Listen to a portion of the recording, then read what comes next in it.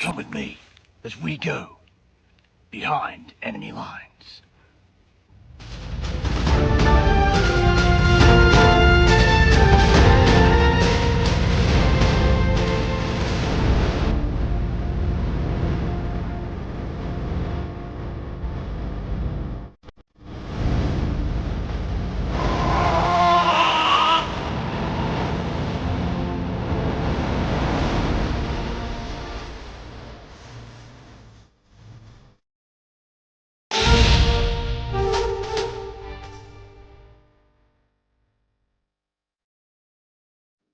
Well, g'day Dragons fans, I'm Big T and welcome to a special edition of Behind Enemy Lines. Round 20, the Bulldogs. Before we welcome our guest in, I'll just run through the threat team. We have Connor Tracy at the back, Jacob Carraz and Jethro Rinakama on the wings. Ernie Tuala and Stephen Crichton in the centres. Matt Burton and Lockie Galvin in the halves. Wow. Max King, Reid Marnie, Sam Hughes, Viliami Kickout, Jacob Preston, and Jamin Salmon locks the scrum. It's coached by Cameron Serraldo. Kurt Mann, Harry Hayes. What a great football name Harry Hayes is, eh? It's a great name for football. Josh Curran and Bailey Hayward. Satilia Tupanua, 18th man. He's a return. Blake Wilson, Daniel Saluka Fafita, Curtis Moran, and Toby Sexton on the extended bench. Welcome, Mark Michael from All Things Bulldogs. How are you, mate? Tell us about yourself and where you're from. G'day, mate. My name's Michael from All Things Bulldogs. Tragic Bulldogs fan. I'm from Wagga Wagga and then Bucka. I've been living in Brisbane and Queensland for a long time, and I got sick of typing about the Bulldogs, so I started talking about them and built a big community. And Nice. We go live every Tuesday and sometimes a few more times. And I'm also one to stick it to the media. And get stuck right into those mothers. They make things up, I reckon. We're on this channel, or we're not a swearing channel? After 8:30 we are. Yeah, so we'll keep it PG.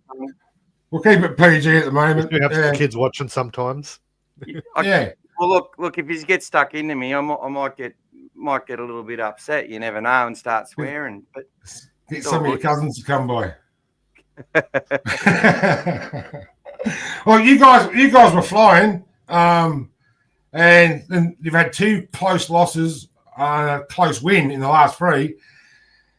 That's since Galvin signed with the club. Before that, you were flying, you're winning by 30, and he joins the club. You lose two by very little, and you lose one by 4 points. Is he a chink in the armour? The Dogs didn't need it. What does Cameron Serraldo think? He's going to go well against the Dragons. Really nice question, and I'll give you my answer. Be prepared, take notes. Look, Cameron Serraldo, I think people are labelling him as the next super coach with good reason. He's had a very good grounding, and if you look at the number of kids he's brought through at Penrith to the amount of, I think they're up to 1,500 games, just the squad that he coached in 2015. So he's got a pretty good idea. Gus has got a pretty good idea. They've pioneered changes in the game, which Shane Flanagan, I see this week, has still not caught on to that. But not to say the Dragons can't win. I think the Dragons are very close to a win, but getting back on track. Lachlan Galvin's introduction, people are going to believe what they want. There's an opportunity to get that kid. He was overvalued by his own club in order to make it untenable for everyone. Shane Richardson united his own club, and I did a big article on this as soon as this happened. I didn't even think he would come to the Bulldogs at that time, where essentially he knew that they weren't coming. He offered, if you look at their salary cap, there's no way they had $1.1 to $1.2 million a season for this kid. And basically he's been absolutely smashed in the media ever since. And once Braithen Astor got it in his gut that the Dogs were going to get him, there's just been an unrelenting campaign ever since then. And people can come to their own conclusions about that. player manager staff, having kids that were at the same club that are now at Canterbury and are competing for that spot. But anyway, I'll leave that for people to think what they want. Yep. But Lachlan Galvin is a very talented young footballer. I found it interesting that some people are saying he was overrated and that Gus was just glazing him so he could sign him.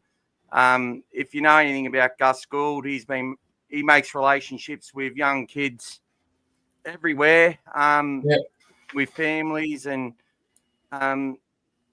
those connections go on for a long time. He's more about the game than he is rugby, about Bulldogs, and getting this kid across to us is simply what we've had to do. Like, if you have a look at what everyone said about the Bulldogs, including Toby Sexton for a long time, is that he's a playing well, they're winning, but he's probably not a long-term option, and yada yada yada.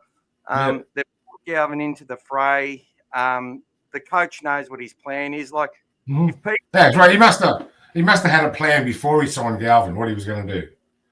Well, the plan's the same. It's to get 24 to 25 players to the end of the season that are fit and firing and ready to go, and that have had a taste and have had some combinations built, to have 3 or 4 halves ready to go, because you're only, one bad training session from injuring yourself, or one HIA, or one suspension in where it slips up on a wet day, or whatever it is, from needing that combination.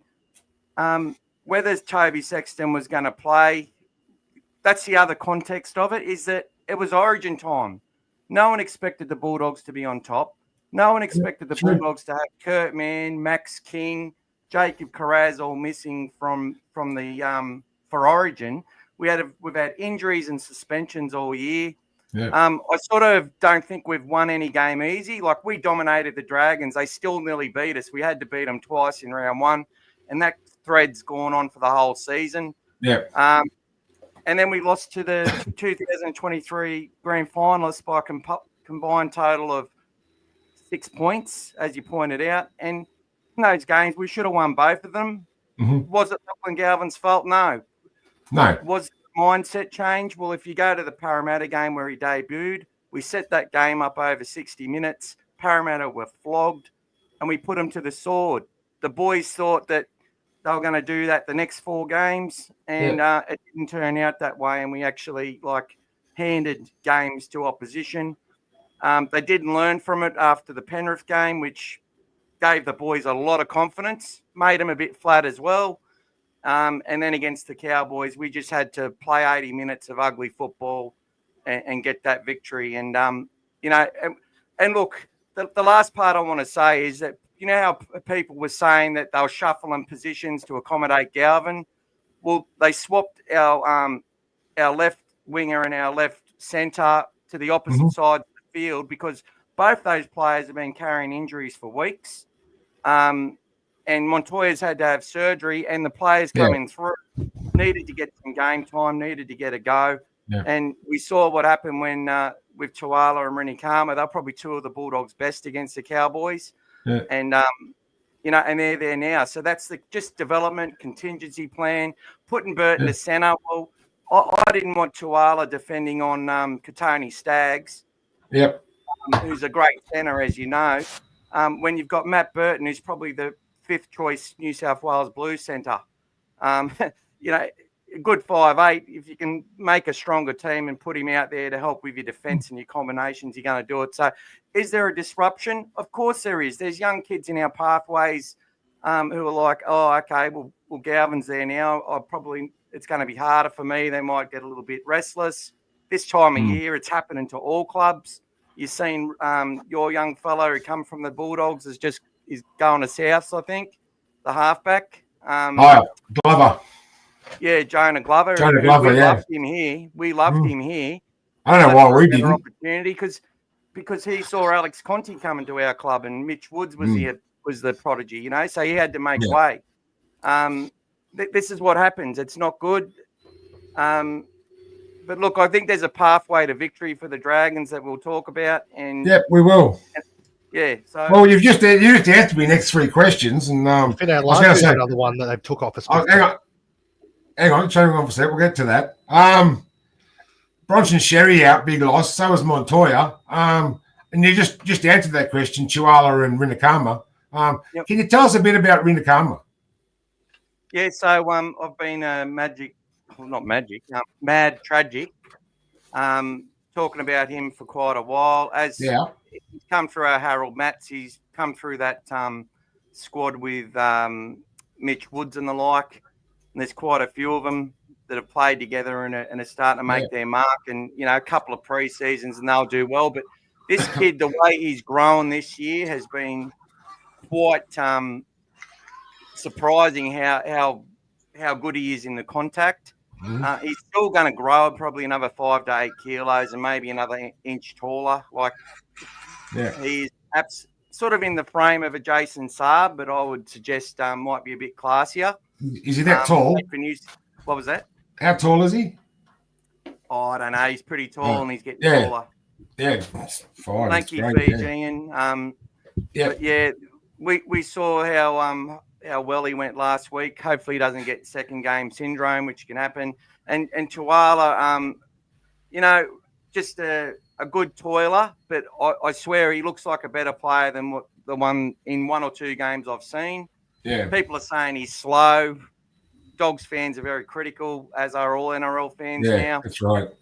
But the way, if you go and look at the try that the Bulldogs scored just before half time, big run from Carraz, shift out to the left, and the way Tuala accelerated into the final line of defence rather than slowing down to pass is a real classy bit of rugby league that we don't see enough of. And I think Critter's got a lot to do with that, because you saw in the Origin game he did the same thing in game 1, just accelerating into that final bit.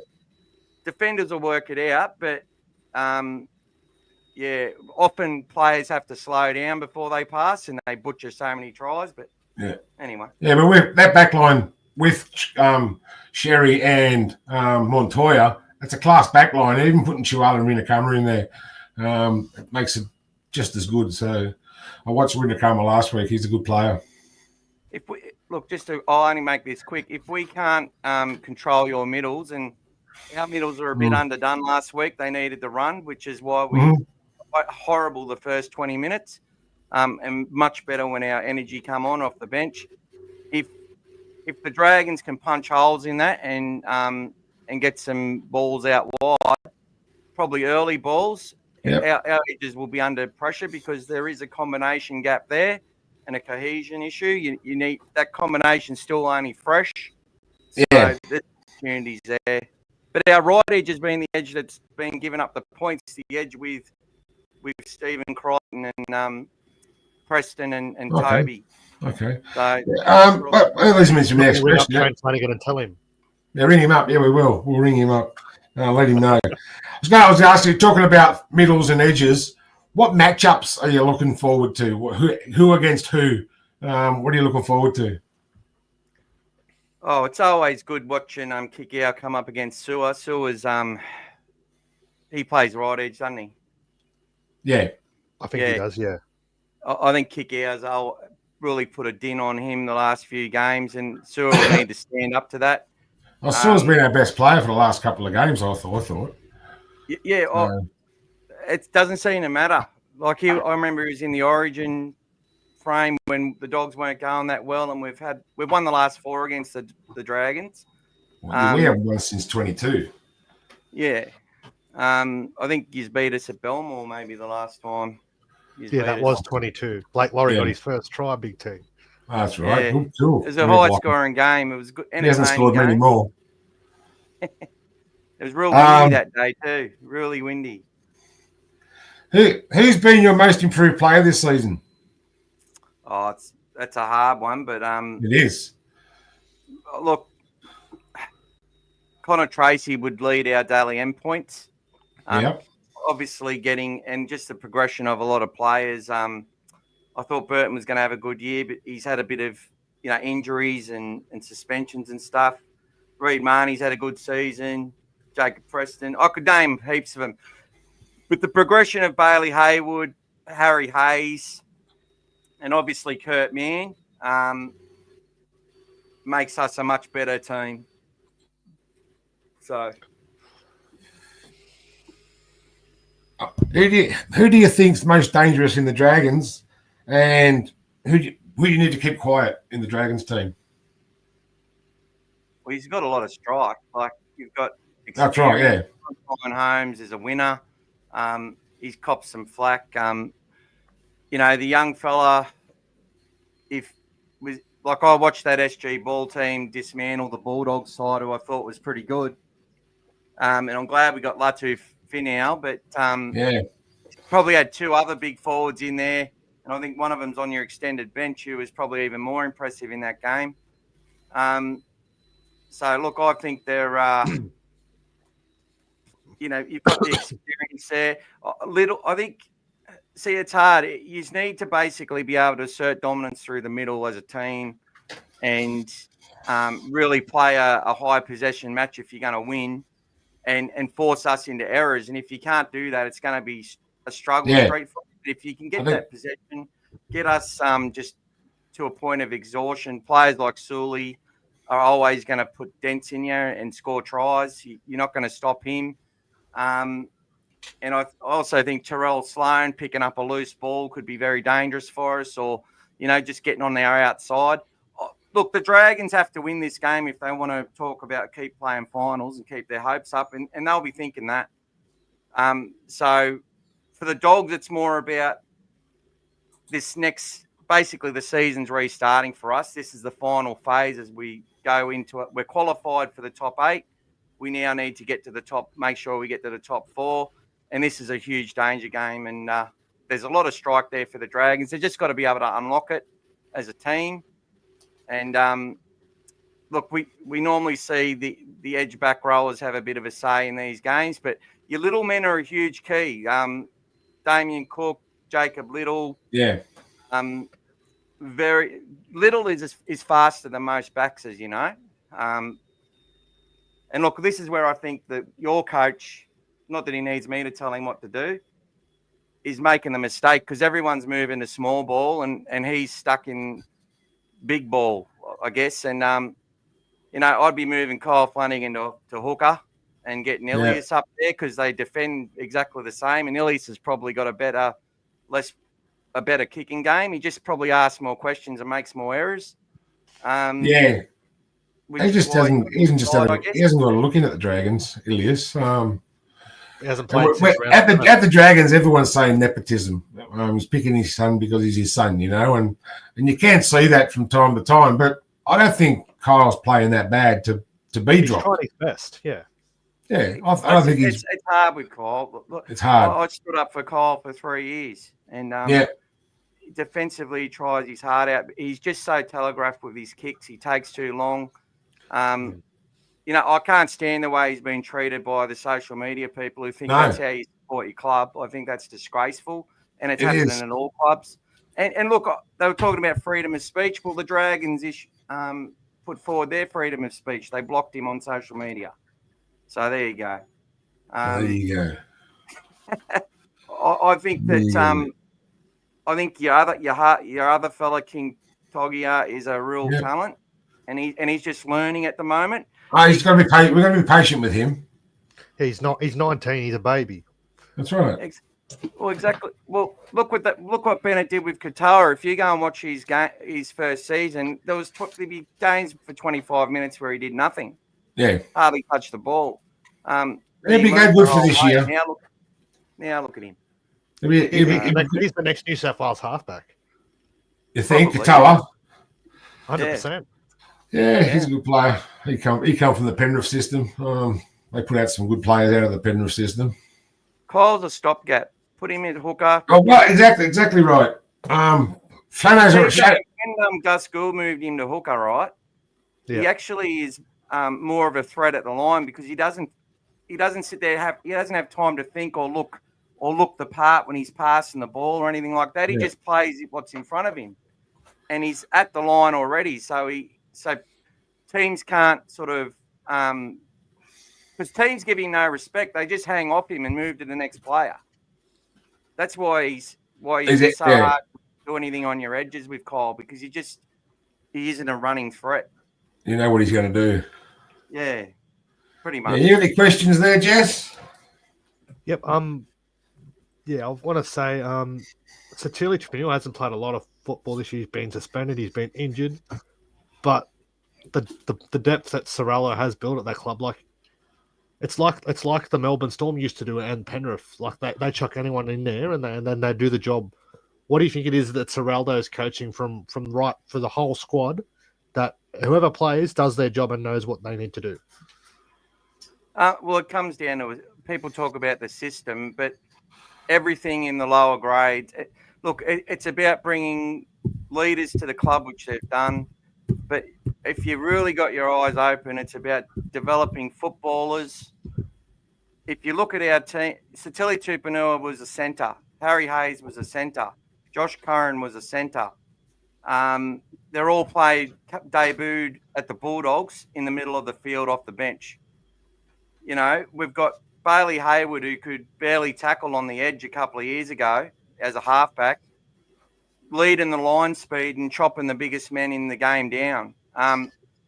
There's definitely so what I'm saying is that they've just got so much competition now through our pathways. They've brought a lot of kids from all over, and from our pathways which have been developed, and that competition with our local 12 clubs.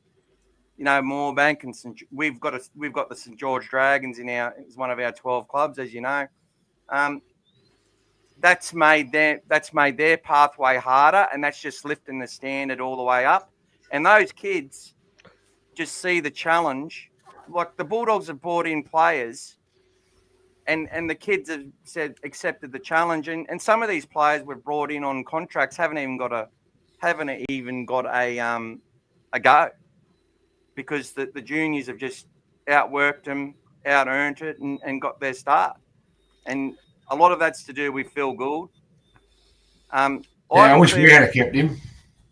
Ivan Cleary said, Gould knows that the success of our club is attributed to him by the way I coach, because I coach in his mirror image sort of thing. But he probably had to leave for us to actually take the next step.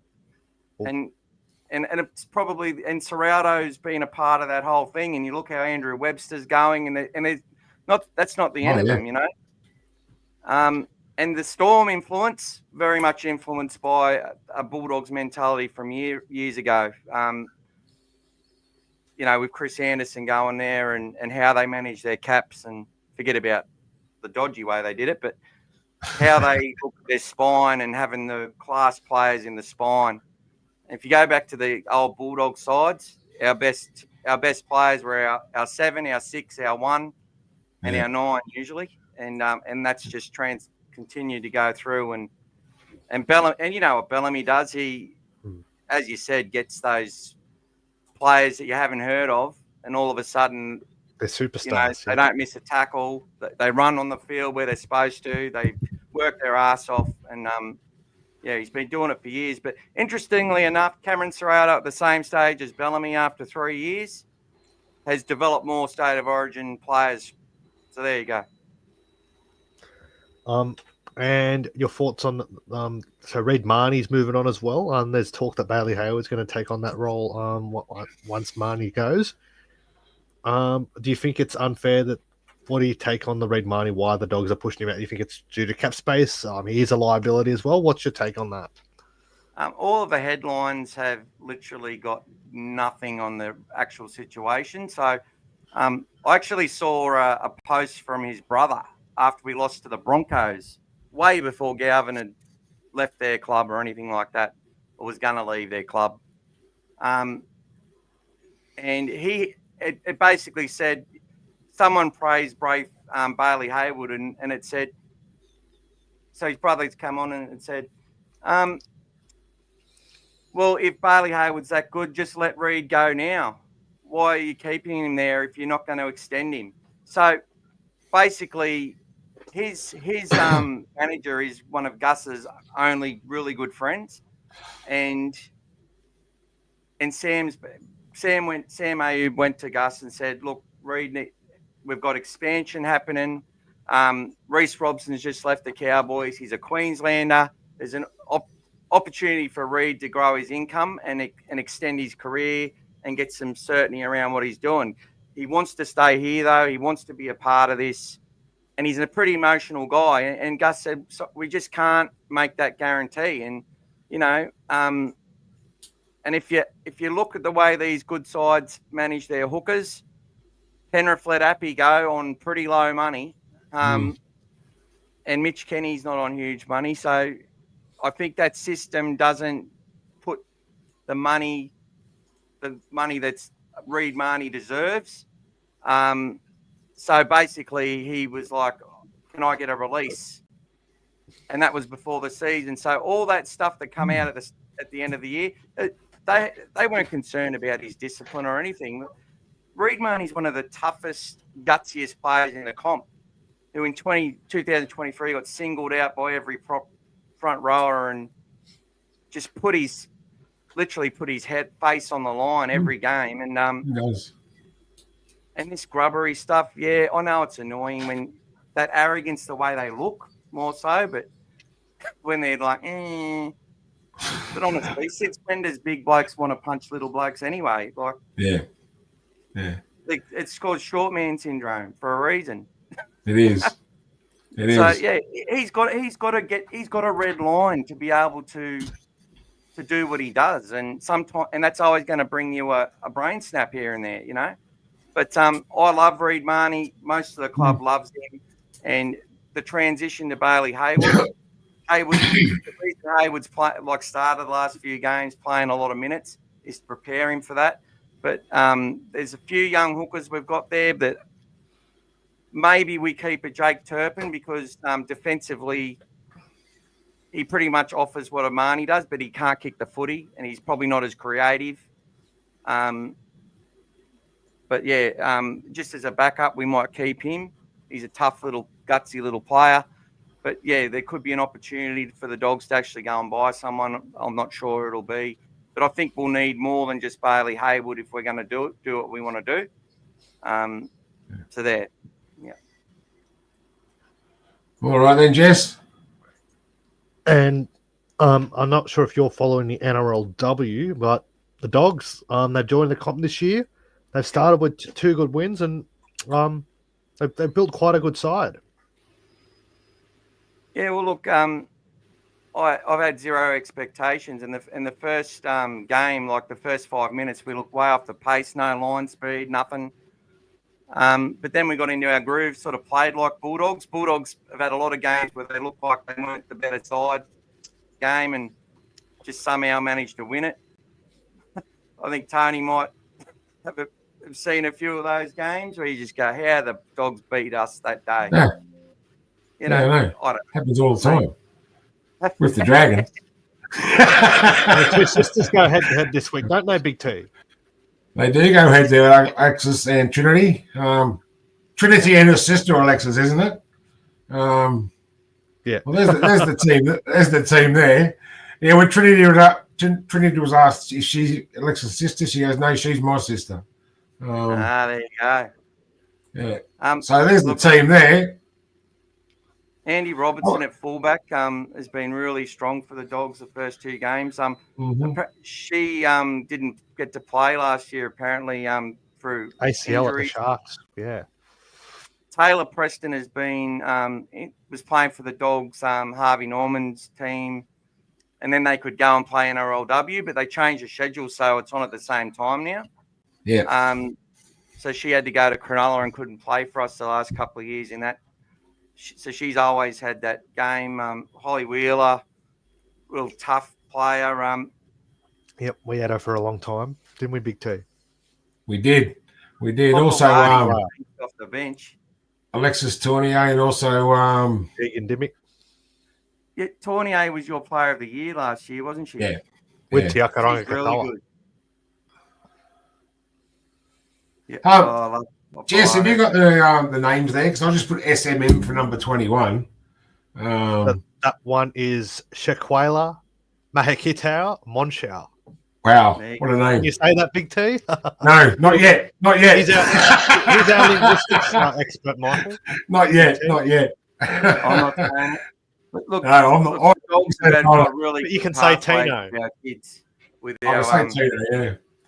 Lisa Fiala and that. There's a lot of girls there that some of those NRL women's sides wouldn't know much about that are potentially gonna set the world on fire for the Dogs. And Hope Millard will debut this week. She's actually a Steelers junior. Oh, is she? Yep. Is she related? Is that Daryl Millard's daughter? No, it's Shane Millard's daughter. Shane Miller. Oh, there you go. Even better. Shane Millard coaches our Jersey Flag side. So Yep. Hope's older sister is in our squad as well. Yeah. Well, Yeah, it's and good Tegan Dimmick is Jim Dimmick's daughter. yeah. Well, Tegan we love started Jim her Dimmick. career at the Dragons. See, a lot Another of us one. Bulldogs fans got our way. Jim Dimmick would have been our coach, and we would never would have got Cameron Serrato. So there you go. But the coach of the Listen women's to the team. fans, you end up one. Braden Williams, Coach of he's the an women's Australian team. too. Hey, There's ex-Dragons everywhere. Braden Williams is an ex-Dragon. But how many Hopawati's been enormous as well? There's Hopawati's everywhere. yep. Yeah. Bit of Just the family DNA. connection there. In that family. They mustn't have a TV. I'm telling you, they haven't got a TV. You look, there's been I Very, don't know if very you've heard about devoted it. people. The Dogs have had family connections with this team with Jim Dimmick and Tegan, obviously.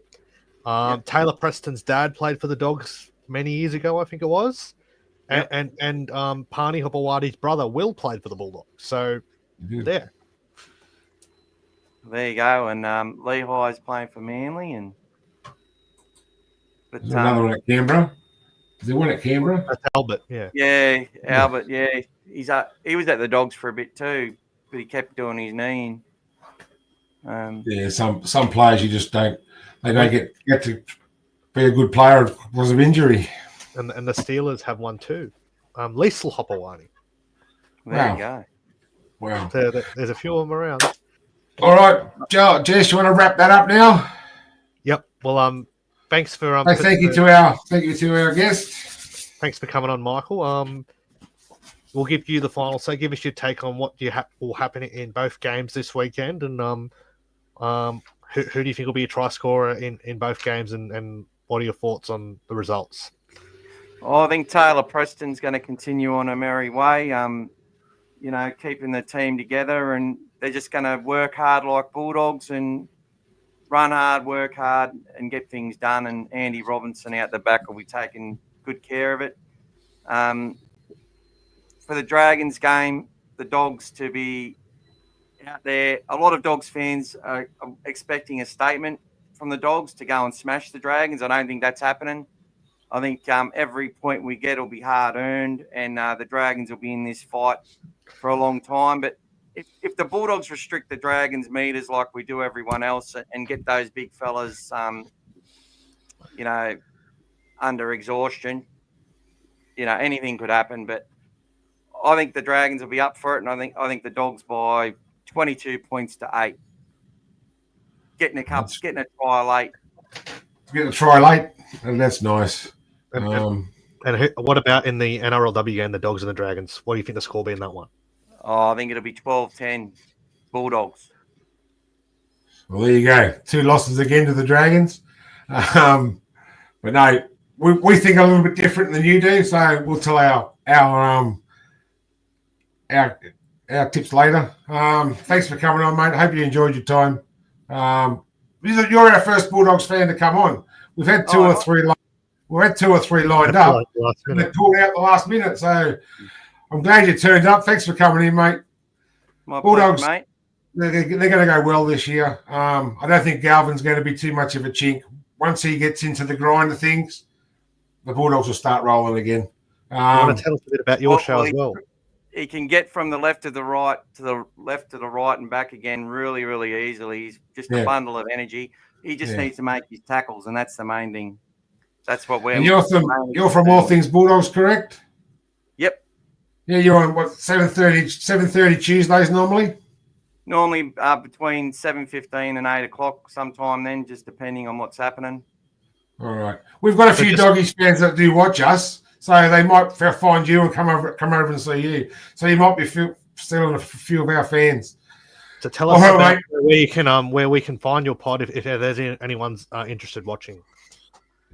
So all things Bulldogs on YouTube. Sometimes I put it on Spotify and stuff as well, but it's usually live on YouTube. And it's a very balanced commentary. We don't bag our players on all things Bulldogs. You know, unless they walk out the door and they've got a bad attitude or something like that. But very much a supporters channel, not an outrage. That's all we are. We're just a bunch of mugs telling everybody what we think and our opinions. Yep. If they don't like it, I don't care. They don't watch it. Yeah. I don't tell my coach what to do. I just tell everyone what I think the coach is going to do, and you get it right. Exactly. That's what we say. Exactly. Yeah, and if he hears us, he can use our plans too. So we don't mind that. All right, Michael. Thank you very much for joining us. We'll see everybody else at 7:30 on this channel. We'd love to have you back on to preview the Vegas game next year as well. Oh yeah, that'd be good. Definitely.